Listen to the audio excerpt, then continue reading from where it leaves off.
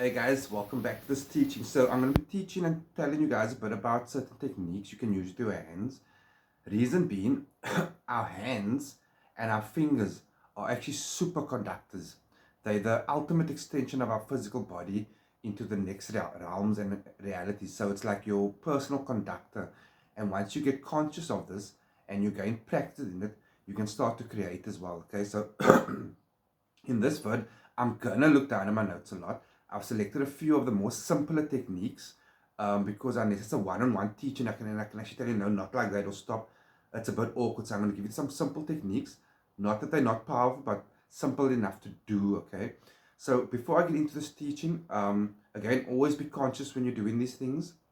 If you need any of my services, guys, from spellwork to consultation, and that means a chat about, you want to learn about energy, accessing your higher self, your purpose in life, a tarot reading, talk about magic, a situation you find yourself in, a spell you need, hit me up. I'm going to teach you, I'm going to help you, and we're going to sort it out, okay? So getting into this vid, the first technique I'm going to show you is, and again, everything is consciousness. So for these spiritual teachings, right, which is access to creation, you want to be in a calm state, a relaxed state. So take a few breaths. For this first one, you're going to be on your knees on the floor, like on a towel or mat or something, and on your toes. So okay, I can't do it now because I have the camera there, but you're going to be on your knees with your legs bent and your toes slightly bent as well, okay? And you're going to be sitting up straight like that with it on your knees. You're going to do a simple, technique of a triangle. This version, just the two front fingers of that one, okay? You're going to start like this at the bottom by the groin area, and you're going to start to chant Om, but you're going to do it with your eyes consciously. You're going to aim for each chakra, starting at the groin, going up to just above there, the belly area, to the chest, to the throat. You go slowly, bring it to the third eye, end above your head.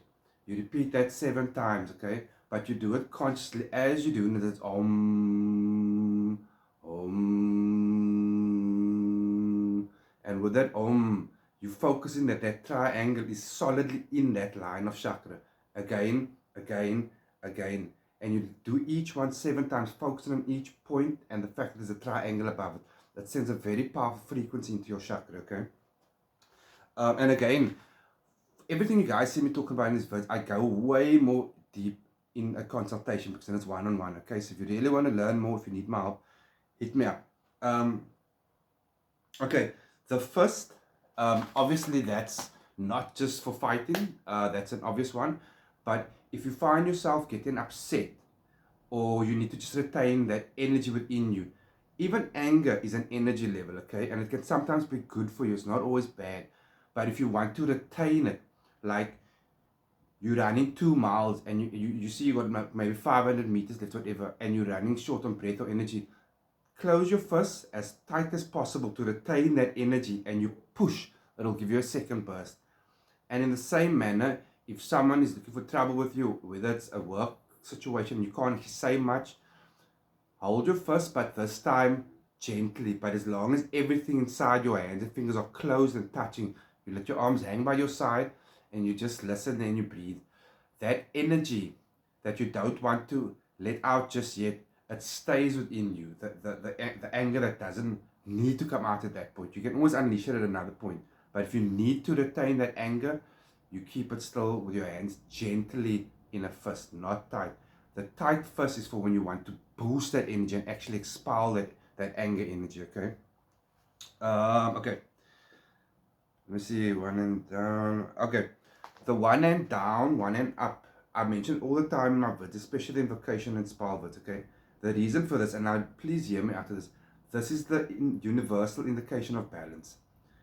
Do this consciously. So when you want to create, when you want to greet an entity or the materials of a spell, you're going to put your left hand down, floating like this above it, consciously. See it with your physical eyes, what there is. If it's entity sigil, entities in, you will start breathing and start your practice, whatever the ritual is. This is knocking on the door, okay? This is going up. And you change it and consciously. So knocking on the door, and this hand is consciously indicating to creation entity that you are now sending, you are entering either the realm or you're sending that message. And that is why afterwards, once there's an equilibrium that's reached, you start to just bring it into you, whether it's entity or creation that you're busy with, okay? I hope that makes sense. Okay, just show with the hands, energy from residual. Okay, clapping of hands. A lot of you might have seen this in the churches as well.